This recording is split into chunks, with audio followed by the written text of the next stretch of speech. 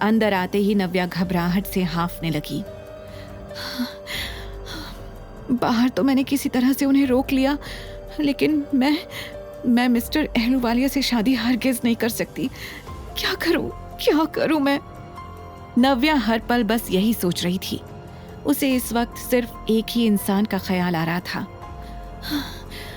अविनाश। वही है जो मेरी मदद कर सकता है।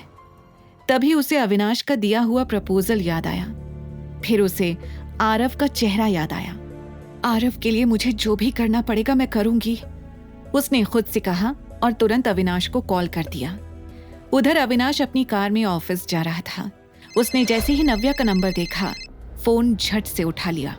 हेलो अविनाश, मैंने सोच लिया है, आई विल मैरी यू। ये सुनते ही अविनाश ने चलती हुई गाड़ी में अचानक ब्रेक मार दिया। Are you serious? उसने गंभीर टोन में पूछा। Yes, I am damn serious. यहाँ पापा आए हुए हैं। वो मुझे मिस्टर अहलूवालिया से शादी करने के लिए फोर्स कर रहे हैं। उनके साथ 2 गुंडे भी हैं जो आरव के कमरे के सामने खड़े हैं। मुझे डर लग रहा है अविनाश। अविनाश ने आज तक नव्या की इतनी घबराई हुई आवाज नहीं सुनी थी। वो समझ गया था कि वहां सिचुएशन काफी खराब थी। मैं अभी आ रहा हूं। इतना कहकर अविनाश ने अपनी गाड़ी की स्पीड बढ़ाई और तुरंत नव्या के घर के लिए निकल गया। यहाँ नव्या वॉशरूम से बाहर आई तो उसके होश उड़ गए थे। उसने देखा कि शेखर गुंडों के साथ आरव के कमरे में आ चुका था। तुम लोग अंदर कैसे आए? दूर हटो मेरे बेटे से, नव्या ने दबी हुई आवाज में कहा, क्योंकि आरव अब भी सो रहा था। अरे भाई, मैं तो बस अपने नाती को देखने आया था। मुझे लगा कि तुम सोचने में इतना टाइम ले रही हो। अगर तुमने अपना फैसला बदल लिया तो मैं भी उसके लिए तैयार रहूं। इसीलिए मैं आरव को देखने आ गया। वैसे आरव हमारी भी तो जिम्मेदारी है। तुम फिक्र मत करो, मैं आरव का अच्छे से ध्यान रखूंगा। इतना कहकर शेखर ने अपने गुंडों को इशारा किया कि आरव को उठाए और गाड़ी में ले जाए।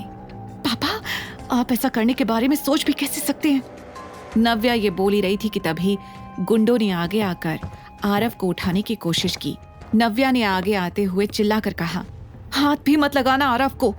तभी अचानक मेन डोर की बेल बजी। नव्या को लगा कि शायद अविनाश वहां पहुंच चुका है। वहीं शेखर और उसके गुंडे घबरा गए थे। मेरा मुंह क्या देख रहे हो? जाओ देखो बाहर कौन है, शेखर ने कहा। पर उन लोगों से पहले नव्या भागते हुए बाहर आ गई। उसने दरवाजा खोला तो बाहर 2 पुलिस ऑफिसर्स खड़े थे। शेखर पुलिस ऑफिसर्स को देखकर दंग रह गया था। पुलिस? हम यहाँ इसलिए आए हैं क्योंकि हमें यहाँ से कॉल गया था, पुलिस ऑफिसर्स ने कहा और वो घर के अंदर आकर इधर उधर देखने लगे। शेखर को लगा कि नव्या ने वॉशरूम में जाकर पुलिस को कॉल कर दिया था।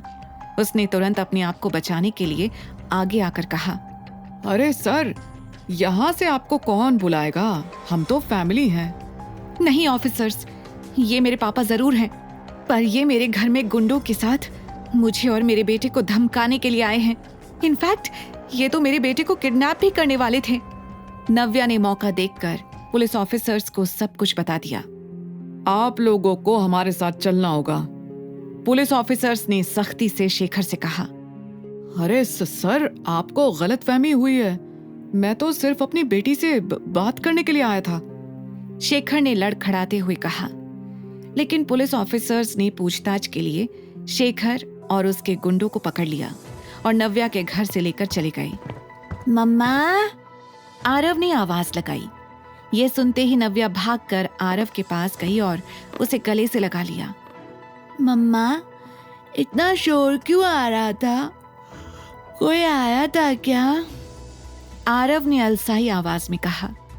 नव्या ने किसी तरह से अपने आंसुओं को रोका और कहा, कुछ नहीं आरव, बस कुछ लोग घर पर आए थे तो मम्मा उनसे बात कर रही थी। क्या पापा आए थे? आरव ने पूछा। ये सुनकर नव्या को कुछ याद आ गया। हाँ, पापा आ गए आरव, अविनाश ने कहा। ये सुनते ही नव्या और आरव की नजरें एक साथ दरवाजे की तरफ गईं, जहां पर अविनाश खड़ा हुआ था।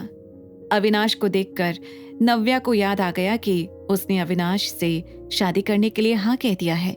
आगे की कहानी जानने के लिए देखें अगला एपिसोड सिर्फ पॉकेट FM के YouTube चैनल पर और द रिटर्न के सारे एपिसोड्स को सुनने के लिए डिस्क्रिप्शन में दी लिंक से डाउनलोड करें पॉकेट FM ऐप।